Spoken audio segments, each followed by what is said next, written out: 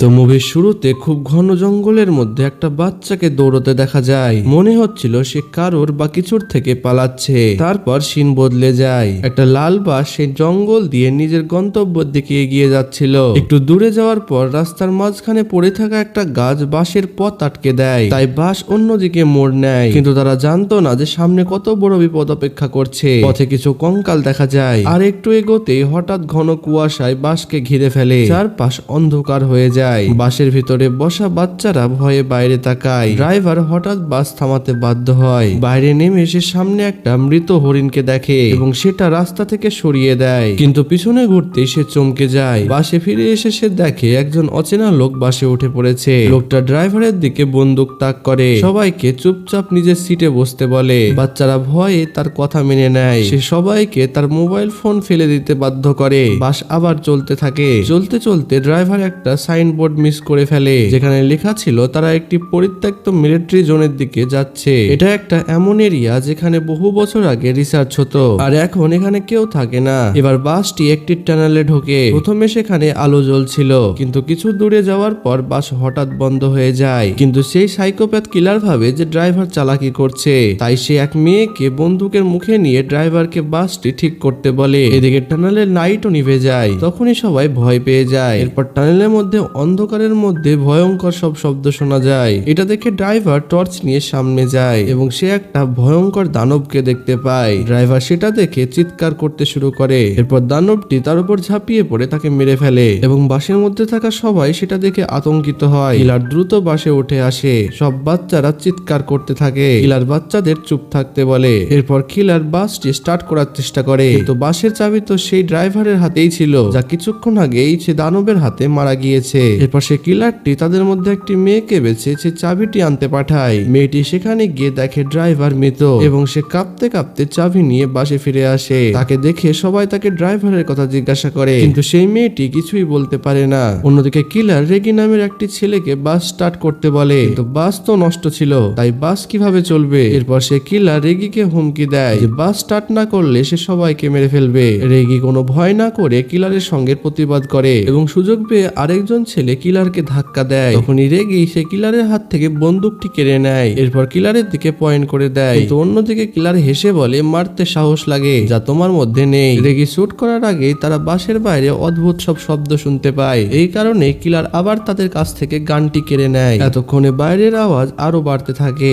এই কারণে সব ছেলেগুলো ভয় পেয়ে যায়। রাগের মাথায় কিলার বাসের বাইরে বেরিয়ে যায়। বাইরে গিয়ে সে আশ্চর্য এবং অদ্ভুত দানবটাকে চ্যালেঞ্জ করে আর বলে, অন্ধকার থেকে বাইরে বেরিয়ে এসো, আমার সামনাসামনি হও। এগুলো বলতে বলতে সে হঠাৎ থেমে যায় এবং হঠাৎ তার মুখে একটা ভয়ঙ্কর হাসি ফুটে ওঠে। আর মুহূর্তের মধ্যে কোনো অজানা প্রাণী তার উপর ঝাঁপিয়ে পড়ে এবং তার মাথা দেহ থেকে আলাদা করে দেয়। এবং বাসের মধ্যে থাকা ছেলেগুলো এটা দেখে আতঙ্কে চিৎকার করতে লাগে, কেননা তারা দেখে এক ভয়ঙ্কর টেন্টিকেল ওয়ালা দানব কিলারটার মাথা হাতে নিয়ে ধরে আছে এবং তারা বুঝতে পারছিল না যে তারা কি করবে। তাই তারা সিদ্ধান্ত নেয় যে বাসের ভেতরেই থাকবে এবং ভয়ঙ্কর শব্দের সঙ্গে বাসের দরজা খুলে যায় এবং সে দানবটিও সেখানে ঢুকে পড়ে। তারা বাসের সিটের ওপরে সে দানবের হাত দেখে নেয়, যেটা থেকে বাঁচার জন্য পিছনের দরজা দিয়ে পালানোর চেষ্টা করে। তখনই তাদের হাতে থাকা একটি টর্চের আলো সেই দানবের ওপর পড়ে এবং তারা বুঝতে পারে দানব আলোকে খুব ভয় পায়। এই সুযোগ কাজে লাগিয়ে তারা সেই দানবটিকে দূরে সরিয়ে রাখে। এরপর তারা সবাই বাস থেকে নেমে সেখান থেকে পালাতে শুরু করে এবং কিছু দূরে গিয়ে তারা একটি বাংকারে ঢুকে যায়। বাংকারের ভেতরে একটি রুমে মিলিটারি বেসের ম্যাপ ছিল, যেটা দেখার পর তারা বুঝতে পারে এখানে নিশ্চয়ই কোনো পাওয়ার কন্ট্রোল প্যানেল আছে, যেটা অন করার পর আলো জ্বালাতে পারলে তারা বাঁচতে পারবে। তাই তারা সবাই মিলে একটা প্ল্যান বানায়, মানে যদি সেই দানবের হাত থেকে বাঁচতে হয় তাহলে এখানকার লাইট গুলি অন করতে হবে, যার সাহায্যে তারা এখান থেকে বেঁচে ফিরতে পারবে। সেই প্ল্যান অনুযায়ী লোনাল আর তার সঙ্গী পাওয়ার রুম খুঁজতে যায়। এদিকে একটি মেয়ে দুটো ছেলেকে বলে সে ওয়াশরুমে যেতে চায় এবং সে যেতে পারছে না কারণ তার ভয় পাচ্ছে। এই কারণে রেগি কুইনিকে নিয়ে ওয়াশরুমের দিকে যায় এবং সে তার ভয়ানক কথা বলে কুইনিকে বিরক্ত করে। এরপর অনেকক্ষণ কেটে যায়। এই কারণে রেগি পিছনে তাকায়, কিন্তু সে দেখতে পায় কুইনি হঠাৎ হারিয়ে গিয়েছে, যার পর রেগি তো একদম অবাক হয়ে যায়। রেগি জোরে জোরে চিৎকার করে এবং তাকে ডাকতে থাকে। শেষে তার বন্ধুও তার কাছে চলে আসে। এবার দুজন মিলে কুইনিকে খুঁজতে শুরু করে এবং তারা দেখতে পায় দানবটি কুইনির ওপর হামলা করতে যাচ্ছে, কিন্তু রেগি সেই দানবকে আগুন দেখিয়ে তাকে সরিয়ে দেয়। এই সুযোগে তার দ্বিতীয় বন্ধুটি কুইনিকে সেখান থেকে বের করে নেয়। কুইনি আর সেই ছেলেটি সেখান থেকে দৌড়ে পালায়, কিন্তু তারা বুঝতে পারে না যে রেগি তাদের পেছনে আর নেই। আসলে কুইনিকে বাঁচানোর সময় রেগির হাত থেকে তার মশালটা নিচে পড়ে যায় এবং মশালটি পানিতে পড়ে নিভে যায়। ঠিক তখনই সেই দানব তার উপর আক্রমণ করতে যায়। এরপর কুইনি আর তার বন্ধু যখন সেখান থেকে আসে তারা দেখে এবং বুঝতে পারে এখন আর তারা কিছুই করতে পারবে না। ঠিক তখনই আলো জ্বলে ওঠে, যেটার কারণে সেই দানবটি পালিয়ে যায় এবং তারা বুঝে যায় যে নোলান পাওয়ার চালু করে ফেলেছে। এখানে নোলান এবং তার বন্ধু যে পাওয়ার অন করেছে তার পাশে তারা একটি ঘর দেখতে পায় এবং সেখানে তারা দেখতে পায় একটি মৃতদেহ, আর সেখানে অনেকগুলি নোটস পাওয়া যায়। সেখানে দানবের ওপরে গবেষণা করার কথা লেখা ছিল। দেখে এমন মনে হচ্ছিল যে কেউ এই দানবের ওপর রিসার্চ করছিল, কিন্তু তারা এতে বেশি মাথা ঘামায় না, কেননা তারা দানবটিকে মারতে চায়নি, তারা শুধু এখান থেকে বেরিয়ে যেতে চায়। এরপর যখন তারা সেখান থেকে বেরিয়ে সামনে দেখে তারা অনেকগুলো ছায়া দেখতে পায়, যেগুলি দেখে তারা খুব ভয় পেয়ে যায়। এই কারণে তারা নিজের নিঃশ্বাসও বন্ধ করে নেয়, কেননা এটা সেই দানবও হতে পারে। এবং তখনই তারা বুঝতে পারে এটা কোনো দানব না, তার সেই তিনজন বন্ধু, এবং তারা একে অপরকে দেখে একটু আরাম পায়। এরপর তারা কুইনির ঘাড়ে থাকা ক্ষতটা দেখতে পায়, যেটা দিয়ে রক্ত বেরোচ্ছিল।